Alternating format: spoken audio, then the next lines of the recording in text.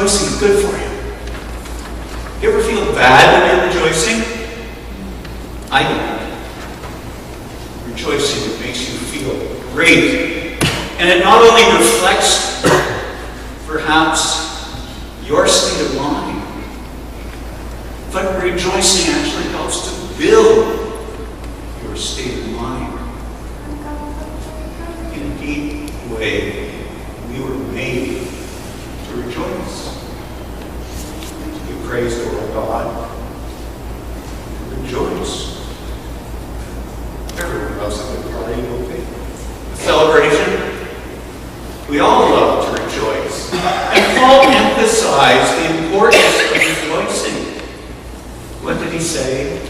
Rejoice in the Lord always.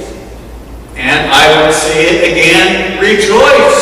He underlined it by repeating it. He underlined it. Emphasized that we are to rejoice. But let's look at Paul as he's writing this letter. What was Paul's situation? Well, we believe that Paul was writing this letter from Rome when he was under house arrest, waiting for a decision to be made on his future. I guess he had a lot of reasons not to be joyful.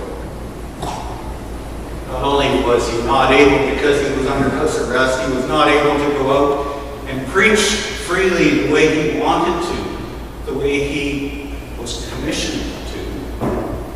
But there were others who were making it hard for him. They were out competing with him, out of envy, preaching the gospel. You see that in chapter 1.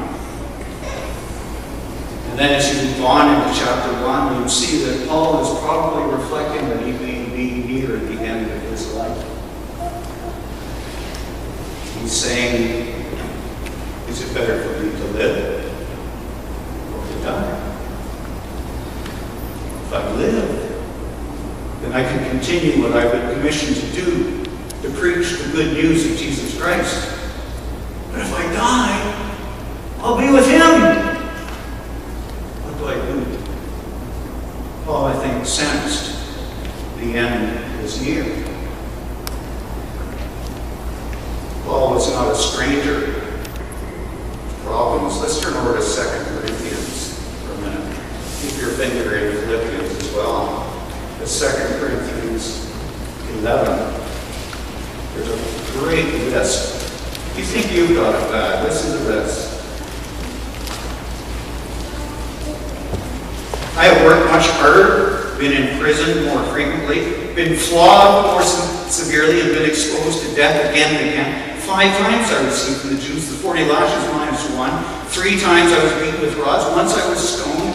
3 times I was shipwrecked. I spent a night and a day in the open sea. I've been constantly on the move. I've been in danger from rivers, in danger from bandits, in danger from my countrymen, in danger from Gentiles.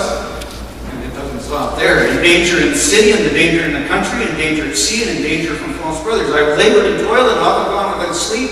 I have known hunger and thirst and have gone without food, often gone without food. I've been cold and naked. Besides everything else, I face daily the pressure of my concern for all churches. You think someday Paul had a right to be grumpy? And yet, despite of all this, Paul rejoices. He rejoices in his current situation, even though he's in house arrest. He rejoices that the gospel is being spread, even if those who are preaching it are doing it out of their own personal ambition and other reasons. He rejoices in the friendship that he has with the Philippians and in the support that they give him. Paul had every reason to grumble. And yet all these things, all this situation, he did because he had been called by the Lord to do something. And he rejoiced in what that brought him.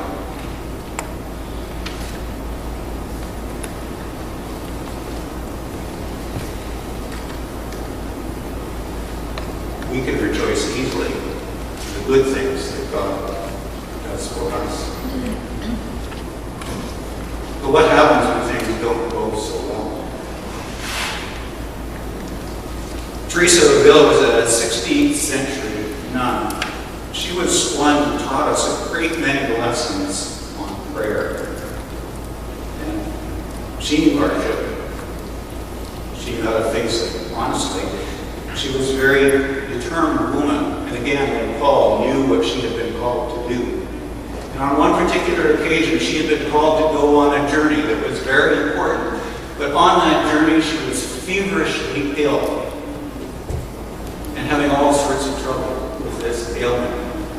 And as she progressed on her journey, she came to a river. And she said to the Lord, Lord, amid so many ills, this comes on top of all the rest. The voice answered her and said, this is how I treat my friends. Oh my God, she said, that is why you have so few of them. Isn't that what other people know? She has a lot to teach us. But what did Teresa rejoice in this hardship, in this time when she was ill, facing these challenges, this barrier in her way to where she had to go? What was her rejoicing in? She rejoiced that the Lord was her friend.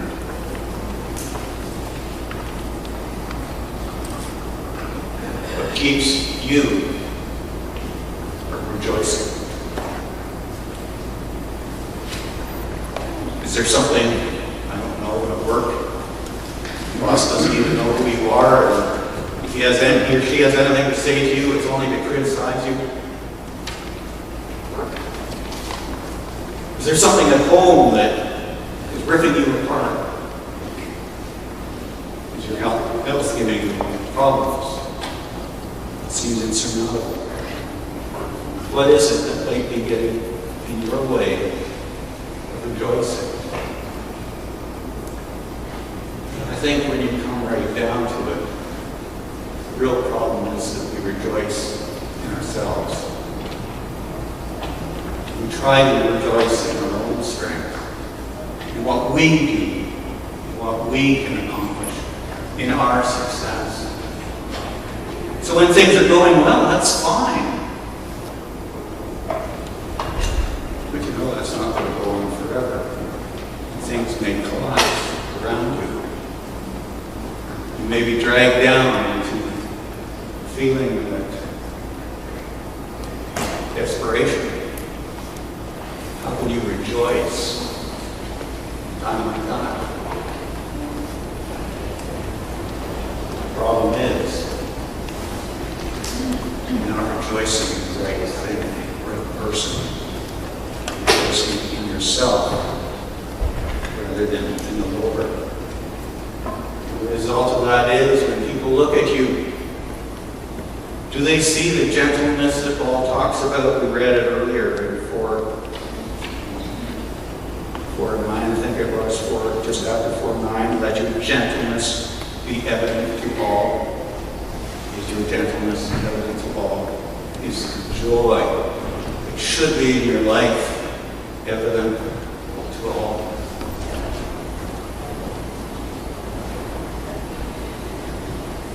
What holds you back from rejoicing?